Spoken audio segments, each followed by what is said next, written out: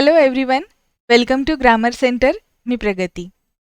Competitive एक्झाम्समधल्या English grammar या विषयाची तयारी कशी करायची यासाठी आपण आपल्या ग्रामर सेंटरच्या यूट्यूब चॅनलवर दररोज काही व्हिडिओज घेऊन येत असतो.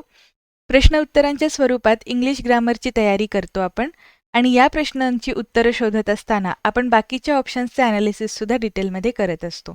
तुम्ही जर आत्तापर्यंत ग्रामर सेंटरला फॉलो केलं नसेल तर प्लीज चॅनलला सबस्क्राईब करा, कारण आपण फक्त प्रश्न उत्तरच बघत नाही तर आपण ग्रामरचे रूल्ससुद्धा बघतो, व्होकॅब्युलरीसुद्धा बघतो आणि आजच्या लेक्चरमध्ये आपण प्रिव्हियस इयर क्वेश्चन पेपर बघणार आहे. वनरक्षकची जी आधीची एक परीक्षा झाली होती त्या परीक्षेची प्रश्नपत्रिका, त्यामध्ये इंग्लिश विषयावरती प्रश्न कसे विचारले होते त्या प्रश्नांचं डिटेल ॲनालिसिस आपण आज करणार आहे. या लेक्चरमध्ये तुम्हाला figures of speech, vocabulary, idioms and phrases, tense, voice या पद्धतीचे बरेच चॅप्टर्स कव्हर होणार आहेत, त्यामुळे व्हिडिओ शेवटपर्यंत बघा. आपण आता आजच्या लेक्चरला सुरुवात करूयात. आज आपण फॉरेस्ट गार्डची जी परीक्षा झाली होती 25 जून 2019 या दिवशीचा पेपर बघणार आहे. सकाळी 10 AM ची जी शिफ्ट होती त्यातला हा पेपर आहे. यामध्ये आपण इंग्लिश ग्रामरवरती काय पद्धतीने प्रश्न विचारलेले आहेत, त्या प्रश्नांची उत्तरं कशी काढणार ते बघणार आहे. व्हिडिओ शेवटपर्यंत बघा, कारण आपण प्रत्येक प्रश्नाचं डिटेलमध्ये ॲनालिसिस केलेलं असणार आहे आणि जे काही प्रश्न आहेत ते सर्व प्रश्न आपण कव्हर करण्याचा पूर्ण प्रयत्न केलेला आहे. 30 प्रश्न असतात या परीक्षेमध्ये, त्यामध्ये ग्रामर देखील आहे. त्याचबरोबर व्होकॅब्युलरीवरती सुद्धा प्रश्न विचारलेले असतात आणि आपण आज या सगळ्याचा अभ्यास करणार आहे आजच्या लेक्चरमध्ये. तुम्हाला जर लेक्चरमध्ये कोणत्याही पद्धतीने काही अडचण येत असेल तर तुम्ही आपल्याला टेलिग्रामवरती कॉन्टॅक्ट करू शकता किंवा मग तुम्ही कमेंट बॉक्समध्ये तुमच्या काही शंका असतील तर त्या सांगा, आपण त्यावरती डिस्कशन करूयात. आजच्या लेक्चरला आपण सुरुवात करत आहोत. पहिला प्रश्न काय आहे ते बघूयात. या परीक्षेमध्ये त्यांनी पहिला जो प्रश्न दिलेला होता त्यात ते म्हणतात, identify the figure of speech in the following sentence. आता हे फिगर ऑफ स्पीच काय असतात तेही आपण बघूयात. सुरुवातीला एक क्वेश्चन आहे, तो आधी वाचून घेऊयात. सेंटेन्स दिलेला आहे, Rita heard the last piece of cake, call her name. Okay, आता हे फिगर्स ऑफ स्पीच म्हणजे काय असतात? अलंकारिक वाक्य. वाक्य अलंकारिक बनण्यासाठी आपण काही शब्द वापरत असतो किंवा मग जे आहे ते न बोलता आपण वेगळ्या अर्थाने त्या शब्दांचा उच्चार करतो, उल्लेख करतो, त्यावेळेस आपण त्याला फिगर्स ऑफ स्पीच म्हणतो. ठीक आहे, इथे ऑप्शनमध्ये तुम्हाला दिलेलं आहे मेटाफर, सिमिली, पर्सॉनिफिकेशन आणि युफेमिझम. आता यामध्ये आपल्याला पहिल्यांदा सेंटेन्सचा अर्थ काय आहे हे जर कळलं तर तुम्ही बाकीचे ऑप्शन्स आरामात सिलेक्ट करू शकता. आपला प्रश्न असा आहे, Rita heard the last piece of cake, call her name. रीतानी काय ऐकलं की शेवटचा जो पीस होता केकचा तो तिला तिचं नाव घेत होता किंवा तिच्या नावाने तिला हाक मारत होता. म्हणजे तिला असं वाटत होतं की तो शेवटचा केक मला बोलवतोय, मला खा असं म्हणतोय. ओके, त्यामुळे इथे आपण काय म्हणत आहे, हा जो केक आहे हा माणसासारखा बोलतोय किंवा हाक मारतोय, अशा पद्धतीने आपण त्याला वापरलेलं आहे. ज्यावेळी आपण एखादी नॉन ह्युमन गोष्ट ज्यावेळेस ह्युमन ॲक्टिव्हिटी करते, जसे की बोलते, ऐकते, हाक मारते किंवा मग खुणावते, अशा पद्धतीने एखादी नॉन ह्युमन थिंग जर माणसाच्या ॲक्शन्स करून आपल्याला खुणावत असेल तर आपण तिथे पर्सॉनिफिकेशन हा फिगर ऑफ स्पीच वापरत असतो. ओके, त्यामुळे इथे केक ही एक नॉन ह्युमन थिंग आहे, निर्जीव गोष्ट आहे आणि ती आपल्याला बोलवत आहे, माणसासारखी ती गोष्ट करत आहे किंवा ॲक्शन करत आहे, म्हणून हा जो अलंकार आहे किंवा हे जे फिगर ऑफ स्पीच आहे ते असणार आहे पर्सॉनिफिकेशन. ओके, आपण बाकीच्या शब्दांचे अर्थ बघूयात का. इथे म्हटलेलं आहे मेटाफर. मेटाफर म्हणजे उपमा हा अलंकार. ठीक आहे, त्यानंतर आहे सिमिली. सिमिलीमध्ये तुम्हाला दोन गोष्टींमध्ये साम्य दाखवण्यासाठी एका अर्थाने आपण त्या गोष्टींमध्ये कंपॅरिझन करतो किंवा त्या गोष्टी कशा सिमिलर आहेत एकमेकांशी ते दाखवतो. आणि हा जो चौथा ऑप्शन दिलेला आहे याचा उच्चार करत असतात युफेमिझम, आणि यामध्ये एखाद्या बॅड थिंगसाठी किंवा एखाद्या निगेटिव्ह गोष्टीसाठी आपण चांगल्या पद्धतीने शब्दरचना करतो. ठीक आहे, चांगली शब्दरचना केलेली असेल तर तिथे आपण युफेमिझम हा फिगर ऑफ स्पीच वापरतो. आपण या सगळ्यांची एकदा उदाहरणं बघूयात म्हणजे तुम्हाला क्लिअर होईल. आपण पहिल्यांदा मेटाफरचं उदाहरण बघूयात. मेटाफर म्हणजे काय? एखाद्या गोष्टीला दिलेली उपमा. मी तुम्हाला अलंकार शिकवताच इडियम्स अँड फ्रेजेस पण शिकवत आहे. थोडंसं नीट लक्ष देऊन बघा. एक इडियम असते, त्यात असं म्हणतात की अल्फाबेट सूप.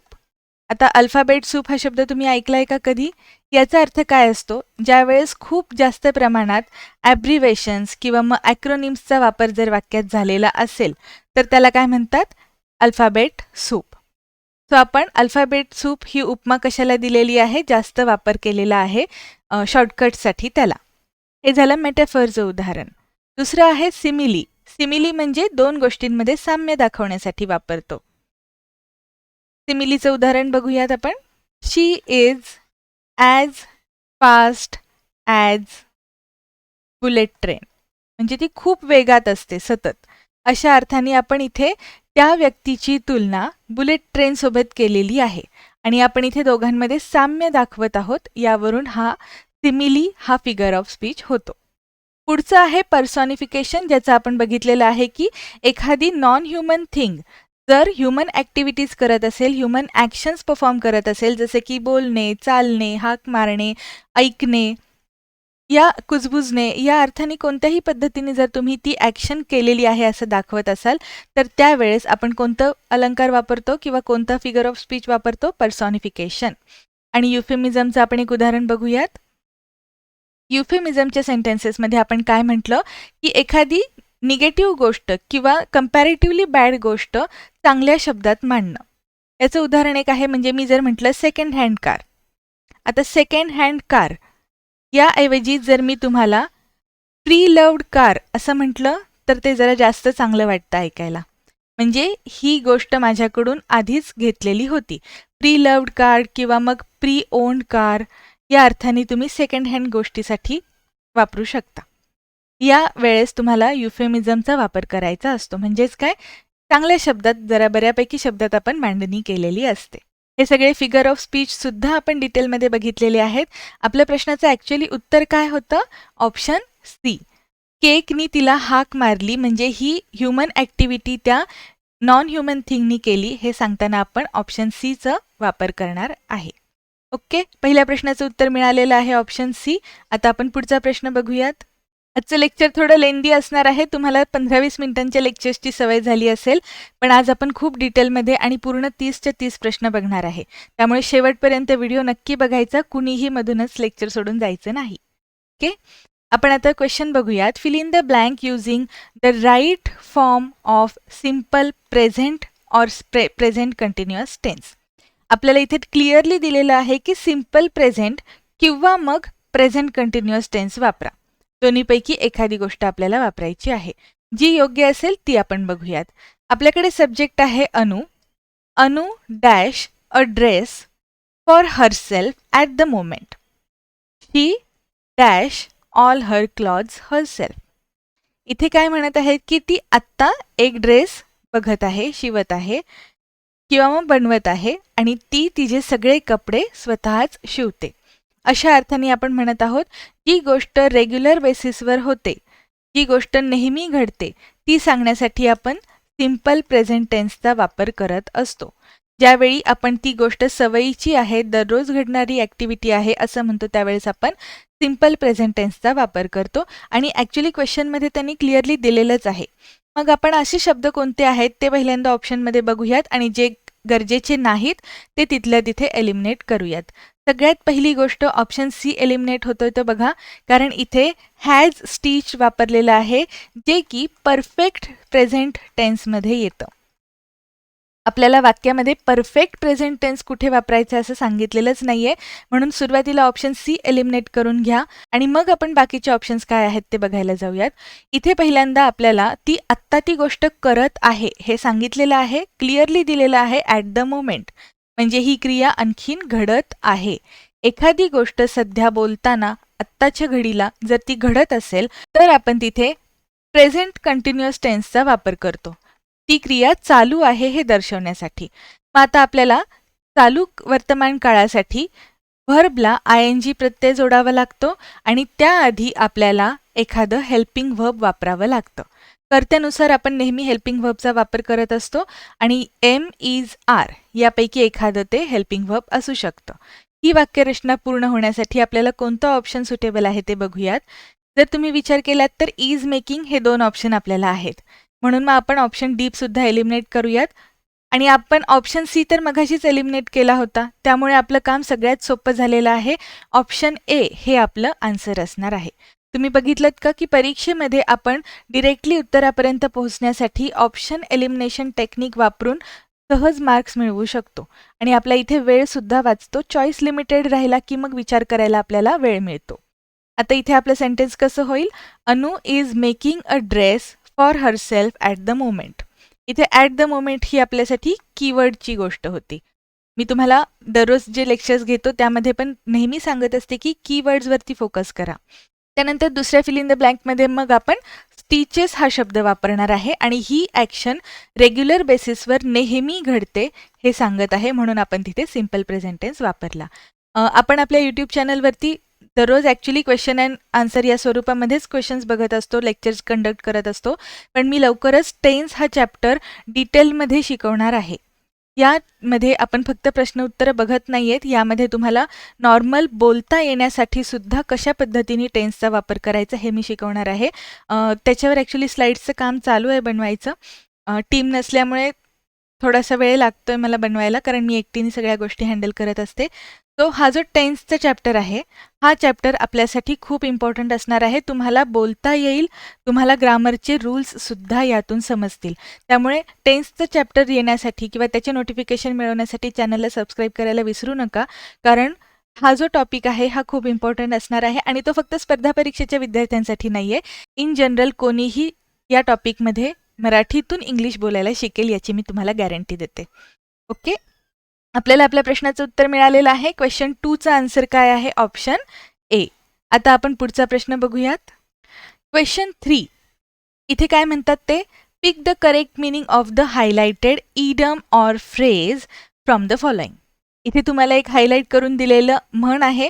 इडम्स अँड फ्रेजेस म्हणजे काय? जसं आपण मराठीत म्हणी वापरतो तसे इंग्लिशमध्ये सुद्धा वापरतात आणि हे आपण भाषा अलंकारिक करण्यासाठी वापरत असतो. आणि इथे सेंटेन्स दिलेला आहे, why are you out of spirits today. तू आज असा आउट ऑफ स्पिरिट का दिसत आहे? आणि या शब्दाचा अर्थ काय असतो? To feel low and sad. एखाद्या गोष्टीमध्ये तुम्ही आज दमलेला आहात, थकलेला आहात, तुमचा आज काही मूड नाही आहे, अशा वेळेस तुम्ही I am feeling low in spirit असं म्हणू शकतो. ओके, किंवा मग I am out of spirits. याचा अर्थ काय असतो? To feel low and sad. ठीक आहे, आपल्याला आपल्या प्रश्नाचं उत्तर मिळालेलं आहे. जर बाकीच्या ऑप्शन्सचा विचार केला तर अँग्री, थॉटफुल किंवा मग इनडिसायझिव्ह यापैकी आपल्याला कोणताही शब्द गरजेचा नाही. इनडिसायझिव्हचा अर्थ काय असतो? कोणत्याही पद्धतीचा डिसिजन न घेता येणारा. ठीक आहे, कन्फ्युजनमध्ये वाटू शकतो तो. त्यामुळे आपल्याला प्रश्नाचं उत्तर मिळालेलं आहे. क्वेश्चन 3चा आन्सर आहे ऑप्शन ए. आता आपण पुढचा प्रश्न बघूयात. क्वेश्चन 4 मध्ये इथे सांगितलेलं आहे, find the word closest in the meaning to the word trim. Trim या शब्दासाठी आपल्याला एक जवळचा शब्द म्हणजेच काय सिनॉनिम शोधायचा आहे. तसं बघितलं तर ट्रीम हा शब्द आपल्याला डेली यूजमध्ये असतो. ट्रीमचा अर्थ काय असतो? एखादी गोष्ट छाटणे किंवा कमी करणे, कट करणे या अर्थाने आपण ट्रीमचा वापर करत असतो. ऑप्शन्स दिलेले आहेत, स्मॉल, क्रॉप, शॉर्ट, जम्प. यापैकी आपल्याला सगळ्यात योग्य जो शब्द आहे तो शोधायचा आहे. स्मॉलचा अर्थ असतो लहान, शॉर्टचा अर्थ असतो आखूड आणि जम्पचा अर्थ असतो उडी मारणे. तो क्रॉप हा शब्द आपल्यासाठी गरजेचा आहे. तुम्ही ज्यावेळेस कोणताही फोटो क्रॉप करता त्यावेळेस तुम्ही काय करता? त्याच्या ज्या एजेस आहेत त्या तुम्ही छाटता किंवा त्या कट करता.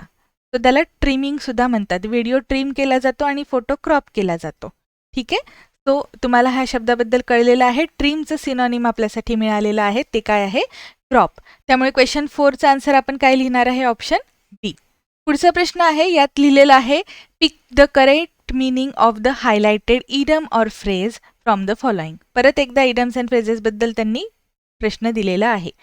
सेंटेन्स आहे, as the fight blue over both Anant and Mohan walked away in different directions. म्हणजेच या गोष्टीमध्ये ब्लू ओव्हर म्हणजे काय हे आपल्याला शोधायचं आहे. ऑप्शन्स वाचूयात. To pass away without any serious effect, to throw down, to explode, to intensify. आपण जर तुम्ही कालचं लेक्चर बघितलं असेल तर आपण ब्लोचे फ्रेझल वर्ब्स बघितलेले होते. ह्यांनी इथे फ्रेझल वर्ब वापरलेला आहे ब्ल्यू ओव्हर. ॲक्च्युली तो शब्द काय आहे? Blow over.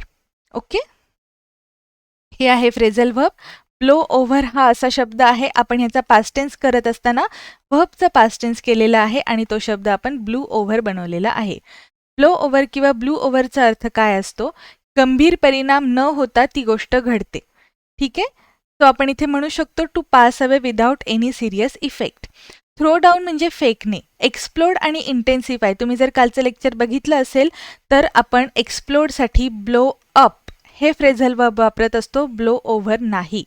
ठीक आहे, त्यामुळे तुम्हाला जर हे शब्द तुम्ही आत्ता लेक्चर बघत असाल तर तुम्हाला कळतील. आणि जरी आपण PYQ बघत असू तरीही आपण डेली जे क्वेश्चन आन्सर्स घेतो त्यामध्ये देखील तुमचा बराच अभ्यास होतो इंग्लिश. त्यामुळे ग्रामर सेंटर हा चॅनल तुमच्यासाठी खरंच बेनिफिशियलच ठरणार आहे. तुमचा सर्व पद्धतीचा अभ्यास यामध्ये होत राहतो. ब्लो अप जे आपण म्हणत आहोत याचा अर्थ असतो टू एक्सप्लोड किंवा मग to add into something.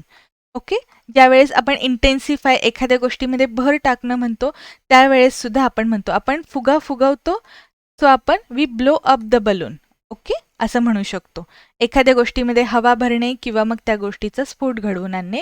यासाठी मात्र हा वेगळाच फ्रेझल वर्ब दिलेला आहे. थ्रो डाऊनचा अर्थ फेकणे होतो म्हणून आपण तो नाही सिलेक्ट करणार.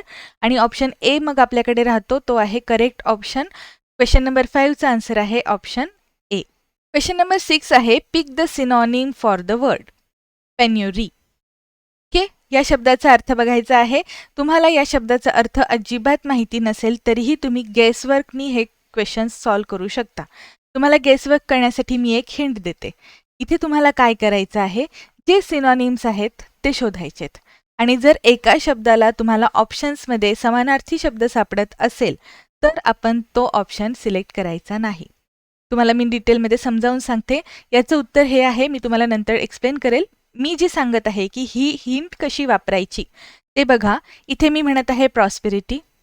आपण शाळेमध्ये प्रतिज्ञा म्हणताना प्रॉस्पेरिटी म्हणजे काय हा शब्द आपल्याला माहिती असतो. समृद्धी या अर्थाने आपण प्रॉस्पेरिटी हा शब्द वापरतो. ॲफ्लुएन्समध्ये सुद्धा एखाद्या गोष्टीची भरभराट किंवा समृद्धी किंवा एखादी गोष्ट आपल्याकडे जास्त असणे, श्रीमंती असणे या अर्थाने आपण वापरतो. ॲक्च्युली ऑप्युलंट आणि ॲफ्लुएन्स हे दोन वेगळे वेगळे शब्द आहेत. ऑप्युलंट ही फक्त पैशाच्या संबंधातच असते आणि ॲफ्लुएन्समध्ये समृद्धी असते, यात पैशांशीच संबंधित फक्त गोष्टी नसतात. आणि व्हॅनिटी म्हणजे काय? थाट किंवा ऐट. एखादा रुबाबात असेल, थाटात असेल, ज्याला स्वतःचा गर्व आहे, अशा अर्थाने व्हॅनिटी हा शब्द वापरलेला असतो. ओके, मग आता आपण काय बघतोय, मी तुम्हाला काय सांगायचा प्रयत्न करते की ही जी हिंट आहे की तुम्हाला या पेन्युरी शब्दाचा अर्थ अजिबातच माहीत नाहीये. ठीक आहे, नाही माहिती आहे, पण आपल्याला प्रॉस्पेरिटी आणि ॲफ्लुएन्स हे दोन शब्द माहिती आहेत. यावरून तुम्ही गेस करू शकता की हा जो शब्द आहे हा निश्चितच याच्या विरुद्धार्थी असणार आहे. कारण आपल्याला दोन्हीही गोष्टी एकाच अर्थाने एकाच मिनिंगनी जर त्यांनी ऑप्शनमध्ये दिलेल्या असतील तर आपण ऑप्शन कसा सिलेक्ट करणार? याचाच अर्थ आपल्याला ह्याच्याशी संबंधित नसणारा शब्द आपला आन्सर असणार आहे. तुम्ही जर ओव्हरव्ह्यू बघितलात तर या तिन्ही गोष्टी एकाच अर्थाने वापरलेल्या असतात, प्रॉस्पेरिटी, ॲफ्लुएन्स आणि व्हॅनिटी. मग राहतो आपल्यासाठी फक्त पॉवर्टी हा एकच शब्द आणि मग आपण पेन्युरीसाठी पॉवर्टी हा सिनॉनिम लिहू शकतो. तुम्हाला मी गेसवर्क कसं करायचं हे पण सांगितलं. शब्दांचं जर तुमचं पाठांतर चांगलं असेल, वोकॅब्युलरीचा तितका अभ्यास असेल तर वेल अँड गुड. पण तुम्हाला जर माहिती नाहीये तरीही तुम्ही उत्तरापर्यंत कसं पोहोचू शकता याची मी तुम्हाला एक ट्रिक सांगितलेली आहे. आपण पुढचा प्रश्न बघूया. क्वेश्चन नंबर 7 मध्ये म्हणतात pick the correct meaning of the highlighted idiom. परत एकदा प्रश्न इडम्स अँड फ्रेजेस बद्दल आहे. सेंटेन्स दिलेला आहे, Rita can't afford to have 1 square meal a day. आता याचं सुद्धा मी तुम्हाला हिंट देते. स्क्वेअर म्हणजे काय? मराठीमध्ये आपण काय म्हणतो? चौरस. बरोबर, स्क्वेअर म्हणजेच काय? चौरस. या अर्थाने आपण आणखीन एक शब्द वापरत असतो, तो म्हणजे चौरस आहार. आणि चौरस आहार म्हणजे काय? एका वेळी सगळ्या गोष्टी मिळतात. आता मेसचं जे जेवण असतं ते चौरस आहार असतो का? असू पण शकतो, कारण तुम्हाला एकाच वेळेस भाजी, चपाती, व्हिटॅमिन सी साठी तुम्हाला लोणचं मिळतं, सो तुम्हाला स्वीटसुद्धा असतं. सो तुम्हाला सगळ्या पद्धतीच्या व्हरायटी ऑफ फूड एकाच प्लेटमध्ये अवेलेबल होतात. त्यावेळेस आपण काय म्हणत असतो? चौरस आहार. आणि ऑप्शन्सचा जर आपण विचार केला तर पहिल्या ऑप्शनमध्ये दिलेलं आहे eating from a square plate. काही ऑप्शन्स जे असतात ना ते फक्त ऑप्शन बनवण्यापुरते असतात, त्यांचा काही फार सिरियसली विचार करायचा नाही. दुसरं आहे one full satisfying meal. Full आणि सॅटिस्फाईंग हे 2 शब्द इथे आपल्याला गरजेचे आहेत. Having no time to eat. Okay, आता इथे काय म्हटलेलं आहे, ती एका वेळचं चौरस आहार पण तिला मिळत नाहीये. ओके, पण तिच्याकडे वेळ आहे, वेळ नाहीये असं कुठेही आपल्याला कळत नाहीये. ऑप्शन डी मध्ये काय म्हणत आहेत, not being able to afford meal at a fancy place. Fancy हा शब्द सुद्धा उगीच ऑप्शन बनवायचा म्हणून वापरलेला आहे. हे 2 ऑप्शन तुमचे एलिमिनेट होत होते आणि जर जास्त वेळा वाक्य वाचलं, तुम्ही थोडासा विचार केलात, तर इथे वेळेच्या संबंधाबद्दल आपण काही बोलत नाहीये. मराठीच्या अर्थावरून तुम्ही ॲक्च्युली लगेचच याचं उत्तर शोधू शकत होतात. प्रश्न सोपा होता. क्वेश्चन नंबर 7चा आन्सर काय आहे, ऑप्शन बी. आता आपण पुढचा प्रश्न बघूयात. क्वेश्चन नंबर 8 मध्ये विचारलेलं आहे, pick the right meaning of highlighted word in the sentence. आपल्याला योग्य अर्थ शोधायचा आहे. सेंटेन्स आहे, my captious father is never satisfied with anything I do. आता या शब्दाचा अर्थ काय असतो ते आपण बघूयात, पण याचा उच्चार कसा करायचा असतो, कॅप्शियस. आता इथे आणखीन एक परत एकदा मी तुम्हाला हिंट देते, ती म्हणजे नेव्हर सॅटिस्फाईड हा शब्द वाक्यात क्लिअरली दिलेला आहे. नेव्हर सॅटिस्फाईड म्हणजे काय, असमाधानी किंवा कधीही समाधान होऊ शकत नाही असा. आणि यावेळेस आपल्याला लक्षात येईल की कॅप्शियसचा अर्थ सुद्धा थोडाफार त्याच अर्थाने असेल. आपण ऑप्शन्स सुरुवातीला बघूयात, मग मी तुम्हाला याचा अर्थ सांगते. ऑप्शन ए मध्ये दिलेलं आहे a selfish kind of person. त्यानंतर ऑप्शन बी आहे a person who is undemanding and easy going. आता तुम्हाला लक्षात आलं तर असमाधानी या अर्थाने आपल्याला अनडिमांडिंग हा शब्द तर निश्चितच नसणार आहे किंवा मग इझी हा शब्द पण नसेलच. सेल्फिश म्हणजे गर्विष्ठ किंवा स्वार्थी आणि त्याचा असमाधानाशी क्लिअरली संबंध नाही, त्यामुळे आपण हा पण ऑप्शन लगेचच एलिमिनेट करून टाकूयात. आणि ऑप्शन सी मध्ये चॅरिटेबल म्हटलेलं आहे. चॅरिटेबल, काइंड म्हणजे उदार किंवा मग जी गोष्ट इतरांसाठी गरजेची आहे ते देण्यासाठी तत्परतेने काम करणारी परोपकारी व्यक्ती. आणि याचा सुद्धा क्लिअरली संबंध नाहीये. तुम्ही बघितलं का, जरी तुम्हाला कॅप्शियस या शब्दाचा मुळात अर्थ माहितीच नाहीये, तरी सुद्धा तुम्ही तुमचा आन्सर सबमिट करू शकत होतात. तुम्हाला मी फक्त ऑप्शन एलिमिनेट करून तुम्ही आन्सर कसं काढू शकता ते शिकवलं. आता मी तुम्हाला सांगते कॅप्शियस या शब्दाचा अर्थ काय. कॅप्शियसचा अर्थ असतो एखाद्या गोष्टीमध्ये सतत चुका काढणारा जो असतो ना, किंवा प्रत्येक गोष्टीला नावं ठेवणारा, प्रत्येक गोष्टीत काहीतरी निगेटिव्ह शोधणारा जो माणूस असतो त्याला म्हणतात कॅप्शियस. ओके, आणि इथे त्यांनी म्हटलेलं आहे a person who is hard to please. म्हणजे एखादी व्यक्ती जर सारखी चुका काढत असेल, प्रत्येक गोष्टीमध्ये दोष शोधत असेल, तर त्या व्यक्तीला प्लीज करणं म्हणजे किंवा आनंदी करणं हे खूप अवघड असतं, हार्ड असतं. ओके, या अर्थाने हा शब्द आपण या वाक्यात वापरलेला आहे. याच्याशीच मिळती जुळती आणखीन एक इडियम अँड फ्रेज आहे, ती म्हणजे a hard nut to crack. Okay, याचा अर्थ काय आहे ते तुम्ही मला कमेंट्समध्ये सांगा. आता आपण पुढचा प्रश्न बघूयात. क्वेश्चन नंबर 9 मध्ये म्हटलेलं आहे, find the meaning of highlighted word in the sentence. The head teacher has genial manners. Okay, आता इथे हेड टीचर बद्दल बोलत आहेत, याचा अर्थ काहीतरी आपल्याला पॉझिटिव्ह मिळू शकतं. हे परत एकदा गेसवर्कचंच काम झालेलं आहे. ऑप्शन्स आहेत ॲम्बियल, फ्रुगल, डिप्रेसिंग, असर्टिव्ह. आता या शब्दांचे आपण अर्थ बघूयात आणि मग आपलं उत्तर काय आहे ते तुम्हाला समजेल. आपण सुरुवातीला जेनायल या शब्दाचा अर्थ काय आहे ते बघूयात. याचा अर्थ असतो की मनमिळावू किंवा मग जो आपल्यासाठी बोलताना खूप प्लीझंट आहे, त्याच्याशी बोलताना आपण स्नेहपूर्वक बोलू शकतो, तो अशी जी व्यक्ती असते त्याला म्हणायचं असतं जेनायल. आणि ॲम्बियल हा शब्द त्या अर्थाने आहे. तुम्हाला आत्ता मी मनमिळावू, प्लीझंट, फ्रेंडली हे शब्दांचे अर्थ सांगितले. यावरून आपण कोणते ऑप्शन्स एलिमिनेट होतात ते सुरुवातीला बघूयात. पहिला आहे डिप्रेसिंग. डिप्रेसिंगचा अर्थ काय असतो, निराशावादी. एखादी व्यक्ती जी असते की ती सतत निगेटिव्ह बोलत असते, त्यावेळेस आपण त्याला निराशावादी म्हणू शकतो. असर्टिव्हचा अर्थ काय असतो, ठामपणे आपलं मत मांडणारा किंवा मग स्पष्ट वक्ता. आपल्याला म्हणायचं आहे की ती व्यक्ती, ते जे हेड टीचर आहेत ते त्यांच्याशी बोलताना फ्रेंडली वाटतं, त्यामुळे आपण ऑप्शन डी नाही सिलेक्ट करणार. फ्रुगलचा अर्थ काय असतो, मितव्ययी. म्हणजे तेवढं बोलणारा, लिमिटेड बोलणारा किंवा कमी बोलणारा, त्याला म्हणायचं असतं फ्रुगल. आणि ॲम्बियल याचा अर्थ काय असतो? सौहार्दपूर्ण बोलणारा. सौहार्द म्हणजेच काय मग? स्नेहपूर्ण, मनमिळाऊ, फ्रेंडली या अर्थाने आपण ऑप्शन ए आपला आन्सर म्हणून सिलेक्ट करू शकतो. क्वेश्चन नंबर 9चा आन्सर दिलेला आहे ऑप्शन ए. आपण आता पुढचा प्रश्न बघूयात. क्वेश्चन 10 आहे, right meaning of the highlighted word in the sentence. आपल्याला परत एकदा एक हायलाइटेड वर्ड दिलेला आहे, त्याचा योग्य अर्थ काय आहे ते ओळखायचं आहे. सेंटेन्स आहे, Preeti was too proud and too obstinate to lend herself to any worthy cause. Okay, इथे ते म्हणत आहेत की प्रीती नावाची जी व्यक्ती होती तिला स्वतःबद्दल खूप जास्त गर्व होता किंवा ती खूप जास्त हट्टी होती इतरांची मदत करण्यात. लेंड हरसेल्फ म्हणजे तिने स्वतःला देव केलं.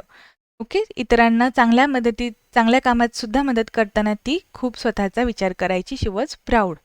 इथे आपल्याला ऑब्स्टिनेट ह्या शब्दाचा सिमिलर वर्ड शोधायचा आहे. मी आत्ताच तुम्हाला सांगितलं की ऑब्स्टिनेट म्हणजे काय? हट्टी किंवा मग अडमुठे या अर्थाने आपण ऑब्स्टिनेट हा शब्द वापरतो. इथे आपण ऑप्शनपैकी कोणत्या ऑप्शनमध्ये तो अर्थ मिळतोय बघूयात. ऑप्शन ए मध्ये दिलेला आहे, refusing to change one's opinion or action. हे असू शकतं, तरीही आपण बाकीचे ऑप्शन्स वाचून बघूयात. मी तुम्हाला लेक्चर्समध्ये जे आपण डेली कंडक्ट करतो त्यात सांगितलेलं आहे की MCQ टाईपचे जे क्वेश्चन्स असतात त्याचे आन्सर ऑप्शन्स खूप क्लोज असतात. त्यामुळे सगळे ऑप्शन वाचल्याशिवाय फायनल आन्सर सबमिट करू नका. Okay, read all options before final submission. आता आपण ऑप्शन्स बघत आहोत. आपण ऑप्शन ए बघितलाय. ऑप्शन बी काय आहे बघूयात. बी अनट्रूथफुल अबाउट समथिंग. अनट्रूथफुल म्हणजे काय? एखाद्याशी खोटं वागणं. त्यानंतर ऑप्शन सी आहे, टू बी पझल्ड अबाउट समथिंग. गोंधळलेलं असणं. बी ओव्हर्टली अटॅचमेंट टू समथिंग. एखाद्याशी खूप जवळीक असणं. इथे ती जर प्राऊड असेल तर ती इतरांसोबत खूप जास्त जवळीक कशी निर्माण करेल? त्यामुळे ऑप्शन डी सुद्धा एलिमिनेट होतो. आपण बघितलेलं आहे की ऑप्शन ए आपल्यासाठी सगळ्यात योग्य ऑप्शन ठरणार आहे. ऑप्शन ए मध्ये ते म्हणत आहेत की स्वतःचं मत बदलण्यामध्ये ती खूप हट्टी होती किंवा आपल्याच मतावर ठाम, माझंच खरं म्हणणारी ती व्यक्ती होती. तुम्हाला परत एकदा सतत आपल्या लेक्चर्सचा संदर्भ येत आहे, पण आपण डिग अप वन्स हील्स ही फ्रेज बघितली होती. तुम्ही जर लेक्चर्स बघितले नसतील तर मी तुम्हाला डिस्क्रिप्शन बॉक्समध्ये याचे लिंक्स देते. तुम्ही त्या लेक्चरमध्ये बघू शकता. आपण जे दिल्ली गव्हर्नमेंटचं एक्झाम्पल बघितलेलं त्यात डिग अप वन हील्स या शब्दाने आपण ऑब्स्टिनेट हा शब्दसुद्धा वापरू शकतो. ओके, त्यामुळे आता आपल्याला आन्सर तर मिळालेला आहे. सुरुवातीला ते लिहून घेऊयात. क्वेश्चन नंबर 10चा आन्सर आहे ऑप्शन ए. आपल्याला पुढचा प्रश्न विचारलेला आहे, मीनिंग बद्दलच आहे, याचाच अर्थ सिनॉनिम आहे. कॅलिबर या शब्दाचा आपल्याला अर्थ शोधायचा आहे. कॅलिबर म्हणजे काय? क्षमता. कॅलिबर हा शब्द आपण सर्रास वापरतो. तिच्यात ते कॅलिबर आहे, ती गोष्ट चांगली करू शकते. तो क्षमता हे आपल्याला माहिती असतं. लॅक म्हणजे अभाव. वीकनेस म्हणजे आपला एखादा वीक पॉईंट ज्याच्यात आपण कमी पडतो, मागे पडतो ते. ॲबिलिटी आणि लोलीनेस. आता यामध्ये सुद्धा तुम्हाला लो आहेत या अर्थाने लोलीनेस म्हणजे कमीपणा असाच शब्द आहे. मग अशी मी तुम्हाला जी हिंट किंवा ट्रिक सांगितली होती त्यात मी तुम्हाला काय म्हटलं होतं की समान अर्थाचे ऑप्शन्स पहिल्यांदा तुम्ही एलिमिनेट करू शकता. समानार्थी ऑप्शन्स जे असतात ना ते आपण एलिमिनेट करू शकतो. इथे सुद्धा मी त्याचं एक्झाम्पल तुम्हाला देऊ शकते. इथे मी लॅक आणि वीकनेस हे दोन शब्द मला सिमिलर वाटतात. याचाच अर्थ कॅलिबर या शब्दासाठी हे दोन ऑप्शन्स नाहीत. एकाच प्रश्नात दोन सिमिलर ऑप्शन्स कसे काय देतील? तुम्ही विचार करून बघा आणि त्यावरून हे ऑप्शन्स एलिमिनेट करा. आणि ज्यांना लोलीनेस या शब्दाचा अर्थ माहिती असेल त्यांनाही कळेल की यात पण याच्याशी सिमिलरच शब्द वापरलेला आहे. मग आपल्यासाठी वेगळा ठरणारा हा एकच शब्द आहे ॲबिलिटी, ज्याचा अर्थसुद्धा काय असतो? क्षमता. आणि आपल्याला आपल्या प्रश्नाचं उत्तर मिळालेलं आहे. क्वेश्चन नंबर 11चा आन्सर आहे option C. Question number 12. Find the word opposite in the meaning to the word mock. तुम्ही मॉक टेस्ट देता ना, परीक्षेचा चांगला अभ्यास व्हावा यासाठी तुम्ही मॉक टेस्ट देता. मॉक म्हणजे काय? त्या पद्धतीचं पण खरं नसलेलं. Okay, not in original form. Not in original form हा असतो मॉकचा अर्थ. आपण मॉक कोर्ट किंवा मूट कोर्ट जे असतात जे LLBची तयारी करतात त्यांना माहिती असेल. तो मॉक इंटरव्ह्यू, मॉक टेस्ट या अर्थाने मॉक हा शब्द आपल्याला प्रचलित आहे आणि आपल्याला त्याचा अर्थ माहिती असण्याची शक्यता जास्त आहे. त्यावरून तुम्ही हे म्हणू शकता की डमी म्हणजे सुद्धा मॉक किंवा खोटारडा, बोगस म्हणजे सुद्धा खोटारडा, आर्टिफिशियल म्हणजे इथे सुद्धा बनावट या अर्थाने आहे. त्यामुळे हे तिन्हीही शब्द सिमिलर वर्ड्स होतात. आणि आपण जी ट्रिक बघतोय ती सगळीकडे कशी लागू पडते हे तुम्ही व्हेरीफाय करा. ठीक आहे. तो आपल्याला जेन्युन हा एकच वेगळा शब्द मिळतो आणि जेन्युन आपण म्हणतो ना जेन्युनली मी ती गोष्ट करत आहे म्हणजेच काय ओरिजिनल फॉर्म. ओके, खऱ्या अर्थाने किंवा मग खरे आहे त्या स्वरूपात म्हणजे ओरिजिनल. त्यामुळे आपल्याला अपोजिट अँटोनिम शोधायचं होतं. क्वेश्चन नंबर 12चा आन्सर काय आहे? Option D. आता आपण पुढचा प्रश्न बघूयात. क्वेश्चन नंबर 13 मध्ये म्हटलेलं आहे pick the right meaning of the highlighted word in the sentence. Sentence वाचूयात. His humour had turn rancid after staying alone for too long. तो खूप काळासाठी एकटाच राहिल्यामुळे त्याच्या विनोदांमध्ये रॅन्सिड झालं किंवा त्याचे विनोद लेम झाले. लेम जोक हा शब्द तुम्ही ऐकला असेल का? पानसट जोक अशा अर्थाने. तो रॅन्सिड म्हणजे काहीतरी निगेटिव्ह आहे. ओके, इथे आपण ऑप्शन्स बघूयात. Bad or foul taste, something which gives happiness. इथे आपण काय म्हणत आहोत? काहीतरी निगेटिव्ह आहे हे आपल्याला वाक्य वाचताना कळतं. तो हॅपीनेस नसणार आहे. समथिंग व्हेरी लाइकेबल, आवडणारं पण नाहीये. प्लीझंट और ॲक्सेप्टेबल इन टेस्ट, हे सुद्धा चुकीचं आहे. इथे आपल्याला लगेचच कळत आहे. ऑप्शन ए मध्ये आपल्याला आन्सर मिळत आहे. पहिली गोष्ट, रॅन्सिड हा शब्द ज्यावेळेस आपण एखादं अन्न शिळं होतं, खराब झालं म्हणतो ना, ॲक्च्युली त्याला मराठीत विटलं असा शब्द आहे, त्या अर्थाने सुद्धा आपण रॅन्सिडचा वापर करत असतो. आणि इथे त्याच्या जोक्सचा दर्जा किंवा त्याच्या विनोदाचा दर्जा कमी झाला, खराब झाला या अर्थाने आपण हा शब्द वापरलेला आहे. रॅन्सिडचा अर्थ काय असतो? Bad or foul taste. Question number 13चा आन्सर लिहून घ्या. Option A. क्वेश्चन नंबर 14 मध्ये म्हटलेलं आहे find the meaning of the word fad. Fad हा शब्द मराठी नाही, हा इंग्लिशच आहे. ओके, एखाद्या गोष्टीचं फॅड आहे असं आपण म्हणतो, तो त्याचा अर्थ काय असतो? वेड आहे. ठीक आहे, आणि हा शब्द इंग्लिशच आहे, मराठी नाही. फॅड या अर्थाने ऑप्शन्समध्ये आपण बघूयात. ट्रेडिशन, स्टँडर्ड, क्रेज किंवा डलनेस.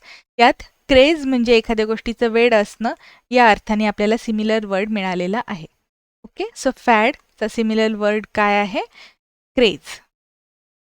ओके, एखाद्या गोष्टीचं वेड असणं, पॅशनेट असणं यासाठी सुद्धा फॅड हा शब्द वापरतात. क्वेश्चन नंबर 14चा आन्सर काय आहे मग आपल्यासाठी? Option C. क्वेश्चन नंबर 15 मध्ये म्हटलेलं आहे pick the right idiom which fits in to the sentence. Romi's house is 1 kilometre from here dash. 1 kilometre हे अंतर काही जास्त नाहीये. या अर्थाने आपल्याला कोणती फ्रेज खाली दिलेल्यापैकी वापरता येईल ते बघायचं आहे. Neck in neck, as the crow flies, through the nose, in order of the day. Neck in neck किंवा मग नेक टू नेक जे असतं त्यात आपण काय म्हणतो? अगदी काठोकाठ किंवा कट टू कट एखादी गोष्ट असेल, जवळच आहे किंवा जोडूनच आहे, त्यावेळेस आपण नेक इन नेक म्हणू शकतो. आपण म्हणत आहोत की त्याचं घर 1 किलोमीटर लांब आहे. इथे एक शब्द वापरलेला आहे as the crow flies. As the crow flies हे आपण दिशा दाखवण्यासाठी सुद्धा वापरू शकतो किंवा मग अगदी जवळचं अंतर या अर्थाने सुद्धा ही फ्रेज वापरलेली असते. आणि या फ्रेजची सिमिलर फ्रेज सुद्धा मी तुम्हाला सांगत आहे. आपण फक्त वर्ड्सचे सिनॉनिम्स बघत नाहीये, मी तुम्हाला इडम्स अँड फ्रेजेसचे सुद्धा सिनॉनिम्स सांगतेय. त्यामुळे तुम्हाला जिथे गरजेचं आहे तिथे एक्स्ट्राच्या गोष्टी लिहून घ्या. आपण एक शब्द वापरत असतो at stone's throw. At stone's throw या फ्रेजचा अर्थ सुद्धा हाच असतो. ॲट शॉर्टेस्ट डिस्टन्स, अगदी जवळच्या अंतरावर. तुम्ही जर एखादा दगड फेकलात तर तो फार तर फार किती लांब जातो? तो काही जास्त अंतर कव्हर करतो का? नाही. त्यामुळे आपण ॲट स्टोन्स थ्रो हा सुद्धा एक शब्द प्रकार वापरू शकतो. पण आपल्याला आपल्या क्वेश्चनमध्ये ऑप्शनमध्ये जो दिलेला आहे ऑप्शन बी तो सिलेक्ट करावा लागेल. क्वेश्चन नंबर 15चा आन्सर काय आहे? ऑप्शन बी. आता आपण पुढचा प्रश्न बघूयात. क्वेश्चन नंबर 16 मध्ये त्यांनी विचारलेलं आहे find the meaning of the word indict. Indict या शब्दाचा अर्थ काय? इंडिक्ट म्हणजे काय? एखाद्यावरती दोषारोप सिद्ध करणे. दोषारोप सिद्ध करणे किंवा एखाद्या गोष्टीसाठी त्या व्यक्तीला आरोपी घोषित करणे. ओके? आणि या अर्थाने आपल्याला कोणता शब्द आहे ते बघूयात. डिफेंड म्हणजे इथे बचाव असा शब्द असतो, आपला स्वतःचा बचाव करणे. एक्सक्यूज म्हणजे कारण देणे किंवा आपण सुटका मिळवण्यासाठी या गोष्टीचा एक्सक्यूज देतो. चार्ज म्हणजे इथे सुद्धा दंड करण्यात येणे किंवा एखाद्यावरती आरोप निश्चित होणे म्हणजे सुद्धा आपण चार्ज म्हणतो. जस्टिफायचा अर्थ असतो न्याय देणे. आणि मग आपल्याला इंडिक्टचा अर्थ काय कळतोय? Option C. क्वेश्चन नंबर 16चा आन्सर काय आहे? Option C.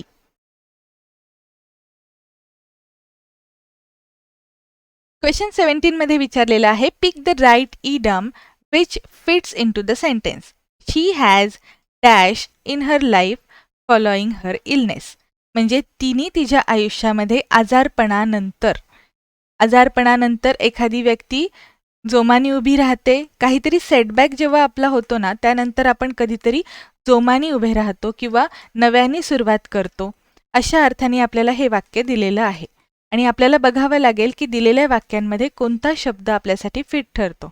इथे म्हणत आहेत turn a new leaf, cut a sorry figure, eaten her own words, given a white carpet reception. आता यातल्या सगळ्या फ्रेजेसचा अर्थ सुद्धा आपण बघणार आहे. टर्न अ न्यू लीफ म्हणजे नवीन पान, आयुष्याचं नवीन पान उलगडलं या अर्थाने आहे. Okay. Cut a sorry figure म्हणजे इतरांना त्या गोष्टीमध्ये काहीतरी निगेटिव्ह वाटेल किंवा मग इतरांना शरम वाटेल अशा गोष्टी करणं. ओके. इटन हर ओन वर्ड्स म्हणजे एकतर तिने शब्द माघारी घेतले या अर्थाने आपण वापरू शकतो. आणि given white carpet reception, actually आपण रेड कार्पेट रिसेप्शन देत असतो म्हणजे VIP ट्रीटमेंट देत असतो. पण आपण इथे काय म्हणत आहेत की तिने तिच्या आजारपणानंतर एखादी नवीन गोष्ट सुरू केलेली आहे. त्यामुळे टर्न अ न्यू लीफ हे आपण म्हणू शकतो. लीफ या शब्दामध्ये आपण बघत आहोत पान.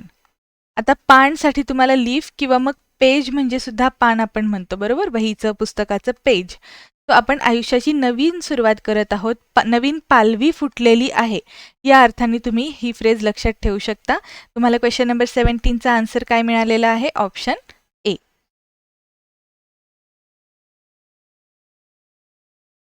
आता सगळ्यांचं favourite question number 18, convert the following active to passive voice. खाली ॲक्टिव्ह व्हॉइस दिलेला आहे, तो तुम्हाला पॅसिव्ह व्हॉइसमध्ये करायचा आहे. मी तुम्हाला आधीच्या लेक्चर्समध्ये आपले जे डेली लेक्चर्स असतात ते तुम्ही नक्की बघा. एक प्लेलिस्ट बनवून ठेवलेली आहे मी. तुम्ही एकदा आपल्या चॅनलला व्हिजिट करा, चॅनल सबस्क्राईब करा. तिथे तुम्हाला डेली लेक्चर सिरीज या नावाने एक सिरीज आहे आणि त्याची मी प्लेलिस्ट बनवून ठेवलेली आहे. त्या प्लेलिस्टमध्ये तुम्हाला व्हॉइसचे लेक्चर्स बघायला मिळतील. मी तिथे डिटेलमध्ये सांगितलेलं आहे की चेंज द व्हॉइसमध्ये आपण कशा पद्धतीने वाक्यरचना करत असतो. ज्या वेळेस मी सब्जेक्टला महत्त्व देते, माझ्यासाठी वाक्यात कोणी क्रिया केली ही व्यक्ती महत्त्वाची आहे, तेव्हा तो असतो ॲक्टिव्ह व्हॉइस. आणि ज्या वेळेस मी ऑब्जेक्ट कोणावरती क्रिया घडली त्याला महत्त्व देते, तेव्हा तो असतो पॅसिव्ह व्हॉइस. ही इतकी बेसिक डेफिनेशन तुम्हाला कोणीही सांगणार नाही. तुम्हाला या बेसिक डेफिनेशनवरूनच वाक्य ॲक्च्युली चेंज द व्हॉइसमध्ये कसं फ्रेम करायचं हे कळेल. सुरुवात करूयात. सेंटेन्स आधी वाचूयात. I drank 2 cups of coffee. इथे आपण म्हणत आहोत की मी 2 कप कॉफी पिली. इथे मी ही क्रिया केली म्हणून हे ॲक्टिव्ह टेन्स झालं. इथे फोकस होत आहे आय ह्या सब्जेक्टवर. आपल्याला काय म्हणायचं आहे? ऑब्जेक्टला महत्त्व द्यायचं आहे. 2 कप कॉफी पिली. इथे आपल्याला फोकस करायचा आहे, त्यामुळे आपला ऑब्जेक्ट सुरुवातीला येणार. ॲक्टिव्ह व्हॉइसमध्ये जर तुमची वाक्यरचना S+V2+O असेल तर तुम्हाला पॅसिव्ह व्हॉइसमध्ये रचना करत असताना ऑब्जेक्ट प्लस पास्टमधलंच एखादं हेल्पिंग वर्ब आणि मग आपण बाय वापरून सब्जेक्ट लिहिणार. ही आपली नॉर्मल वाक्यरचना असते. या प्रश्नासाठी तुम्हाला एक स्मार्ट ट्रिक सांगते, ती म्हणजे परत एकदा तुम्ही ऑप्शन्स बघा. स्मार्ट ट्रिकमध्ये आपण काय बघतोय? ड्रँक हा शब्द पास्ट टेन्समध्ये आहे आणि आपल्याला जिथे जिथे प्रेझेंटमधले हेल्पिंग वर्ब्स दिलेले आहेत ते पहिल्यांदा एलिमिनेट करून टाका. इज, हॅव आणि इथे विल हॅव म्हणजे हे तर फ्युचर टेन्समधले दिलेलं आहे.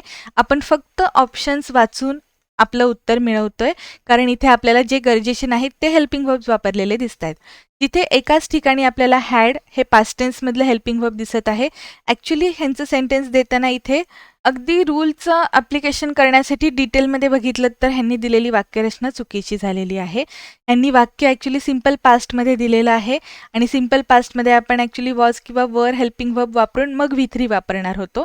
पण इथे ऑप्शन्समध्ये तसा ऑप्शन मिळत नाही आहे, तर आपण जो मोस्ट ॲप्रोप्रिएट ऑप्शन आहे तो सिलेक्ट करूयात. या प्रश्नाचं करेक्ट आन्सर काय असायला पाहिजे होतं ते आधी मी तुम्हाला सांगते. इथे म्हणायचं आहे आपल्याला 2 कप्स ऑफ कॉफी. आता इथे 2 कप आहे त्याच्यामुळे आपण वर हे हेल्पिंग वर्ब वापरूया. त्यानंतर ड्रिंकचा V3 फॉर्म म्हणजेच ड्रिंक, ड्रँक, ड्रंक हा V3 फॉर्म आहे तो वापरूयात आणि मग आपण बाय हा प्रिपोजिशन नंतर कर्ता कोण आहे ते लिहूयात आणि आपण आयच्या ऐवजी मी हे प्रोनाउन वापरणार. मग आपलं करेक्ट सेंटेन्स काय असायला पाहिजे होतं? 2 कप्स ऑफ कॉफी वर ड्रंक बाय मी. ॲक्च्युली हे एक्सपेक्टेड होतं पण त्यांनी कुठलाही ऑप्शन दिलेला नाही. खरं तर हा प्रश्न रद्द व्हायला पाहिजे, पण आता ठीक आहे, आपण प्रश्नाचं उत्तर त्यांनी जे दिलेलं आहे ते लिहिलेलं आहे. आता आपण पुढचा प्रश्न बघूयात. क्वेश्चन नंबर 19 मध्ये pick the right antonym for the word असं विचारलेलं आहे. ट्रँक्विल या शब्दाचा अर्थ काय असतो? शांत किंवा मग कधीतरी प्रसन्न या अर्थाने सुद्धा आपण ट्रँक्विलिटी या अर्थाने शब्द वापरत असतो. ट्रँक्विल या आपल्या आधीच्या लेक्चर्समध्ये सुद्धा हे झालेलं आहे. वोकॅबलरी सुद्धा आपण घेत असतो आपल्या डेली लेक्चर्समध्ये. इथे आपण बघत आहोत की ट्रँक्विल म्हणजे काय, त्यासाठी आपल्याला अँटोनिम शोधायचा आहे. आता ट्रँक्विल या शब्दाचा जर अर्थ शांत होत असेल तर आपल्याला निगेटिव्ह शब्द कोणता आहे ते बघावं लागेल. Disturbed, meek, poised, serene. यामध्ये आपल्याला डिस्टर्ब हा एकच शब्द आहे की जो शांत असण्याच्या विरोधात आहे. आपण बाकीच्या शब्दांमध्ये बघूयात. पॉइज्ड म्हणजे काय? आपण म्हणतो ना शी इज व्हेरी पॉइज्ड अँड काम, म्हणजे ती अशी खूप शांत असते. सेरेनिटीमध्ये सुद्धा शांतता किंवा प्रसन्नता प्रिय असणारा व्यक्ती असा सेरेन असतो. आणि ट्रँक्विल म्हणजे काय? शांत करणे.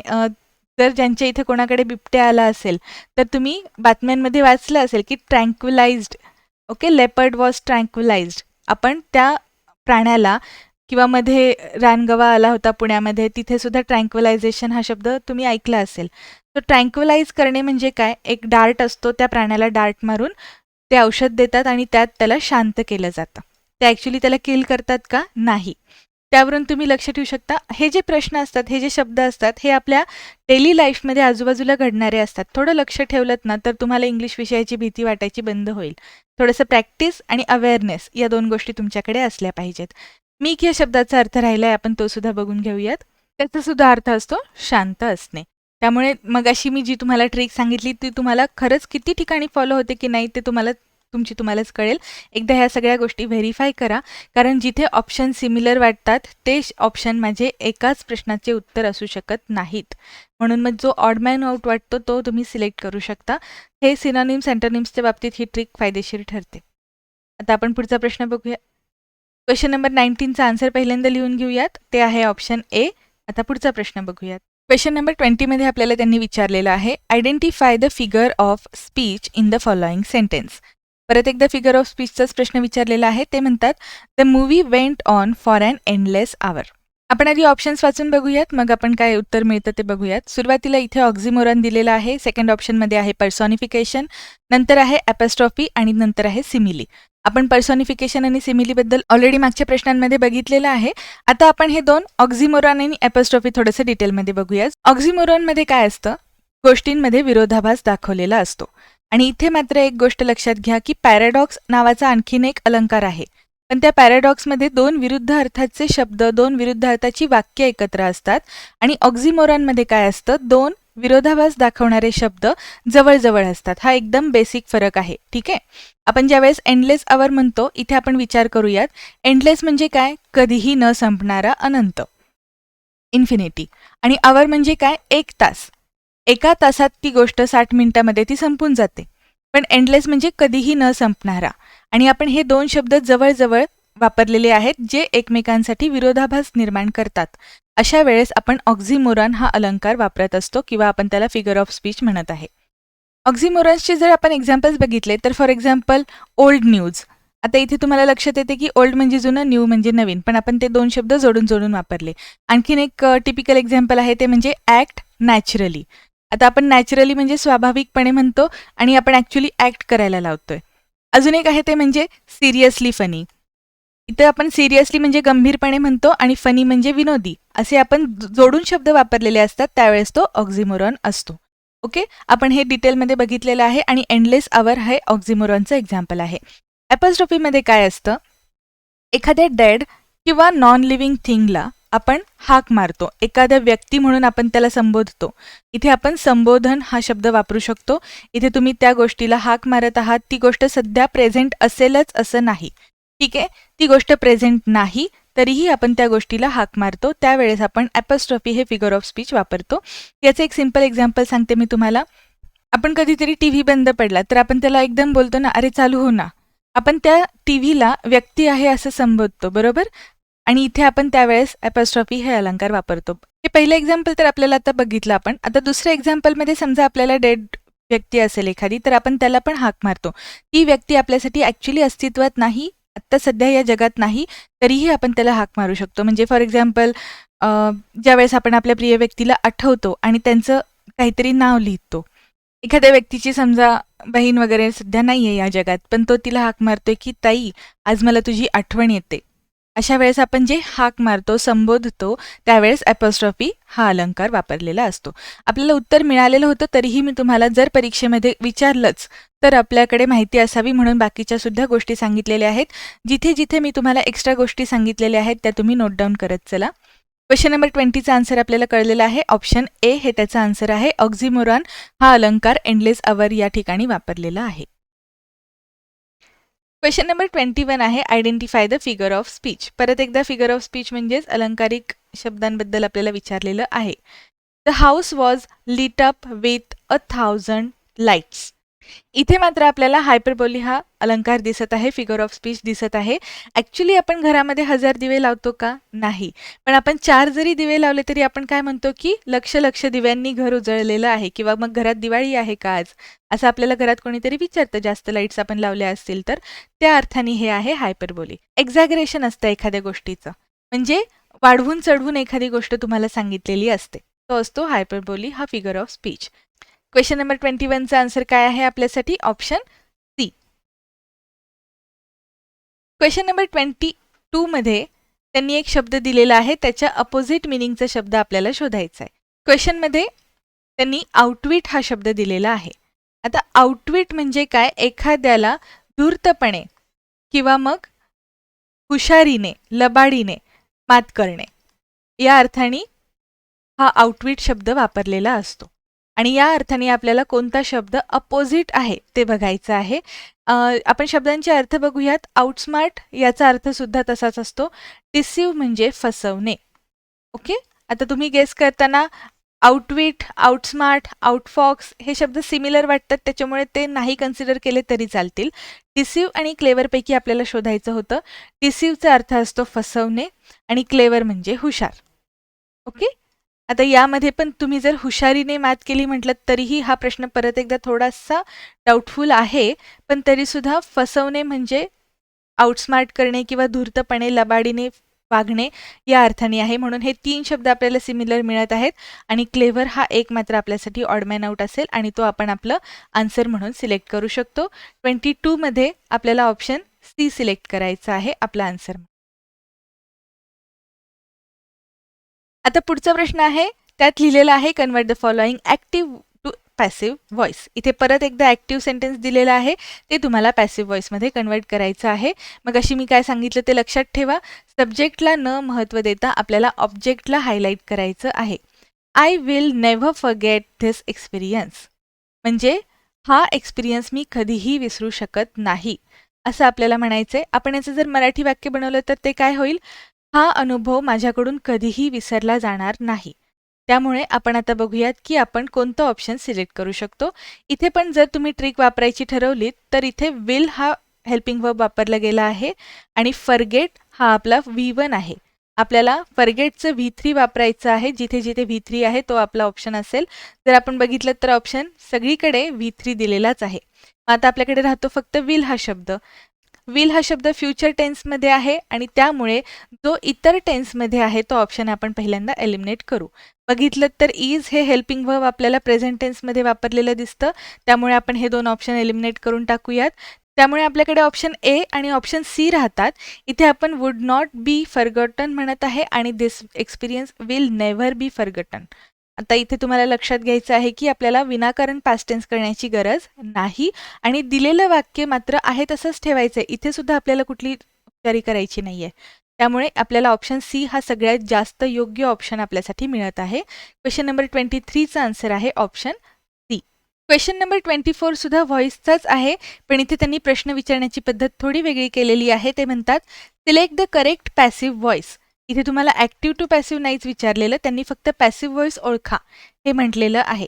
तुम्ही जर आधीचे लेक्चर बघितले त्यात मी तुम्हाला सांगितलेलं की व्हॉइस ओळखण्यासाठी आपल्याला काही महत्त्वाच्या गोष्टी असतात.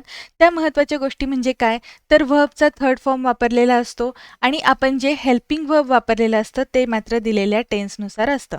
मग तो प्रेझेंट टेन्स असेल, पास्ट टेन्स असेल किंवा मग फ्युचर टेन्स असेल आणि सगळीकडे मात्र कंपल्सरी V3चा वापर झालेला आहे ना. त्यानंतर बाय यासारखं एखादं प्रिपोजिशन आपण वापरलेलं आहे का कर्त्याच्या आधी, या गोष्टी आपण व्हॉइसच्या लेक्चर्समध्ये बघत असतो. आत्ता आपण बघत आहोत की सीमा रेड दॅट बुक हे सेंटेन्स आहे. इथे मला सीमा या सब्जेक्टला महत्त्व न देता बुक ह्या ऑब्जेक्टला महत्त्व द्यायचं आहे. द बुक हे ऑब्जेक्ट म्हणून वापरू शकते आणि त्यांनी माझी वाक्याची सुरुवात झाली पाहिजे. मी मगाशी सांगितलं तसं की ॲक्टिव्ह व्हॉइसमध्ये आपण सब्जेक्टनी सुरुवात करतो, त्यामुळे आपण ऑप्शन ए आणि ऑप्शन डी पहिल्यांदा एलिमिनेट करून टाकूयात. ते सीमा पाहिजे होतं, सीम्स झालेलं आहे, ठीक आहे. सो आपण सीमानी सुरुवात झालेली आहे वाक्याची, ते ऑप्शन एलिमिनेट केले. दोन ऑप्शन्स राहतात. ऑप्शन बी मध्ये द बुक दिलेलं आहे. आता इथे तुम्हाला बघायचं आहे की काळ कोणता वापरलेला आहे. वाक्यामध्ये तुम्हाला प्रेझेंट टेन्स दिलेला आहे का तो पास्ट टेन्स आहे हे तुमच्यासाठी ओळखणं इथे सगळ्यात जास्त ट्रिकी क्वेश्चन आहे. खूप जण ऑप्शन बी सिलेक्ट करतील, पण त्यांचं ते ऑप्शन चुकणार आहे कारण हे सेंटेन्स आहे पास्ट टेन्समध्ये. तुम्ही आपल्या लेक्चरमधलं होमोनिम्सचं जर लेक्चर बघितलं तर मी तुम्हाला रीड हा शब्द अगदी डिटेलमध्ये सांगितलेला आहे. रीड हा शब्द स्पेलिंग सेम आहे, पण आपण त्याचा उच्चार पास्ट टेन्स किंवा V3 मध्ये करत असताना रेड असा करतो आणि त्यामुळे इथे सेंटेन्समध्ये आपण सीमा रेड दॅट बुक असं वाचणं गरजेचं होतं.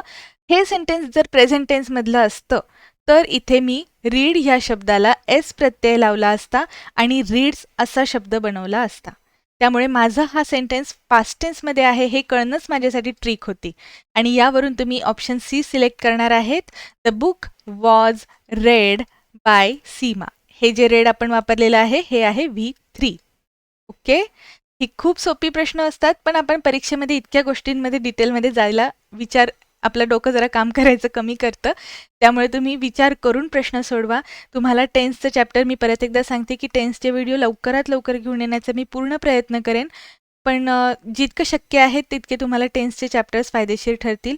सगळ्या पद्धतीने तुम्ही बोलू सुद्धा शकता, हे पण मी तुम्हाला शिकवणार. पुढचा प्रश्न बघूयात.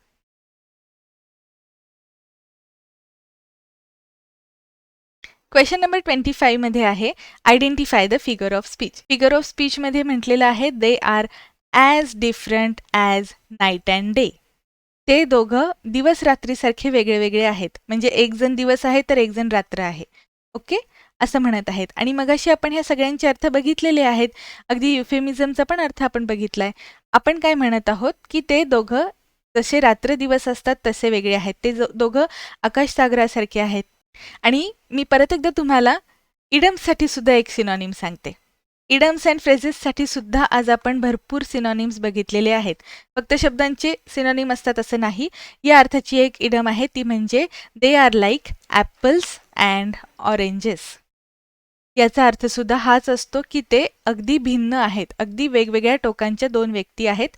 दोन टोकांचे त्यांचे वेगळे स्वभाव आहेत.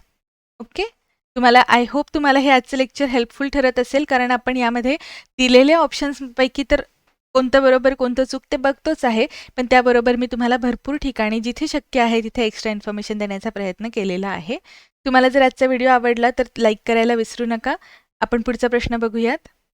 क्वेश्चन नंबर 26 मध्ये आहे supply the correct tense of the verb in the sentence. इथे आपल्याला फक्त टेन्स कोणता करेक्ट असेल ते ओळखायचं आहे. She dash her homework when your sister dash her tomorrow. मी तुम्हाला कीवर्ड्सबद्दल फोकस करा सांगत असते. इथे आपल्यासाठी व्हेन आणि टुमॉरो हे 2 कीवर्ड्स आहेत. व्हेन हे काय आहे? कंजंक्शन आहे. जेव्हा असं होईल तेव्हा असं म्हणून मी 2 वाक्य जोडण्यासाठी व्हेनचा वापर करत आहे. आणि इथे आपण टुमॉरो म्हणजे फ्युचर टेन्सबद्दल बोलत आहोत. ही तुम्हाला हिंट मिळाली. या प्रश्नाचा आन्सर मिळवण्यासाठी आपल्याला वुड या शब्दावरती थोडंसं फोकस करावं लागेल. वुड हे काय आहे? ॲक्च्युली मोडल आहे. ओके, मोडाल्स अँड ऑक्झिलरीज असतात. तुम्ही आधीचे लेक्चर्स बघून घ्या. मोडाल अँड ऑक्झिलरीमध्ये सुद्धा काहीतरी बेसिक डिफरन्स असतो. तो काय असतो तो मी एक्सप्लेन केलेला आहे.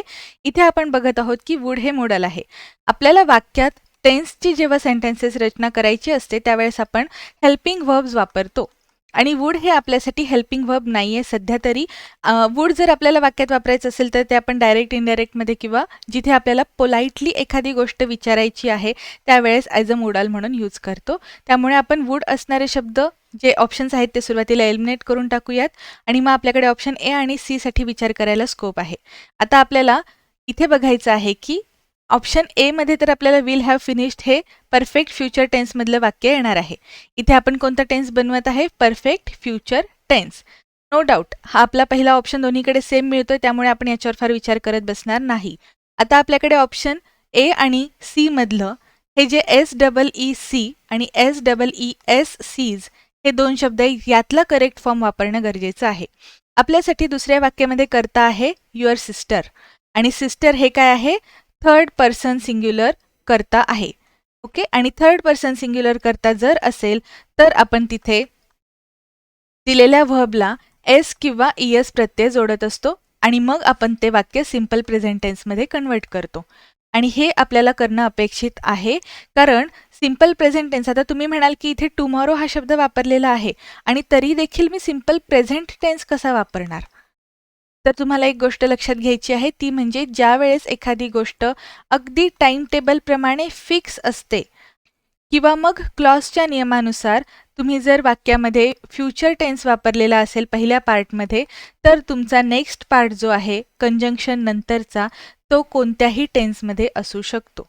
या गोष्टीला म्हणतात सिक्वेन्स ऑफ टेन्स. आणि सिक्वेन्स ऑफ टेन्स काय असतो हे मी तुम्हाला लवकरच टेन्सच्या चॅप्टर्समध्ये डिटेलमध्ये सांगेल. मे बी टेन्सच्या लेक्चरमधलं ते शेवटचं लेक्चर असेल. ओके, आपण ते लेक्चर्स बघूयात त्यामध्ये डिटेलमध्ये कळेल आपल्याला. सध्या तरी तुम्हाला सीज किंवा सी यापैकी कोणतं वापरायचं हेच कन्फ्युजन दूर करणं गरजेचं आहे.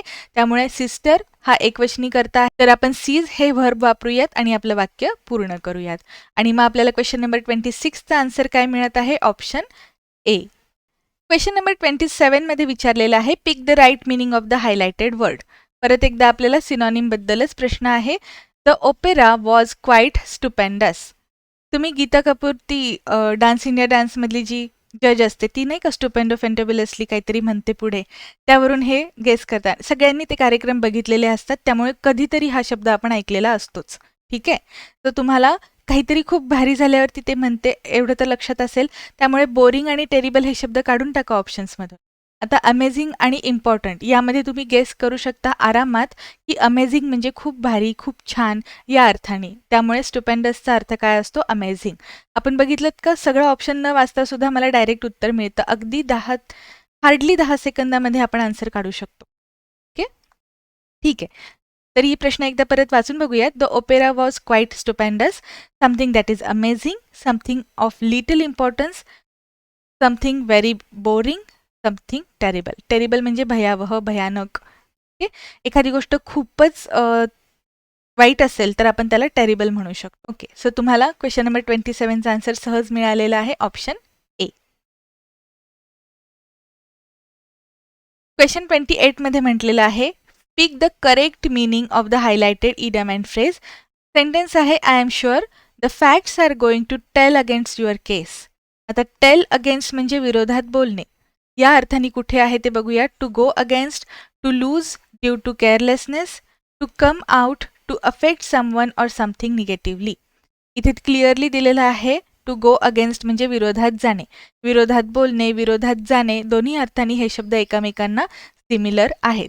क्वेश्चन नंबर 28चा आन्सर आहे ऑप्शन ए.